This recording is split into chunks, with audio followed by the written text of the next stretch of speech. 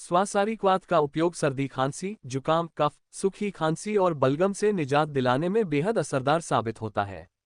लौंग, सूंठ, भरिंगराज, काली मिर्च, तेजपत्ता, दालचीनी और तुलसी से तैयार इस काढ़े का इस्तेमाल पानी में उबालकर किया जाता है। लगभग 400 मिलीलीटर पानी में 5 से 10 ग्राम क्वाथ मिलाएं और इसे तब तक उबालें जब तक कि अवशेष 100 मिलीलीटर न हो जाए। इसे छान लें और सुबह खाली पेट लें, रात के खाने से 1 घंटे पहले या सोने से पहले। अगर किसी को क्वाथ का स्वाद तीखा लगे तो अगर आप मधुमेह रोगी नहीं हैं तो उसमें शहद या गुड़ मिला लें।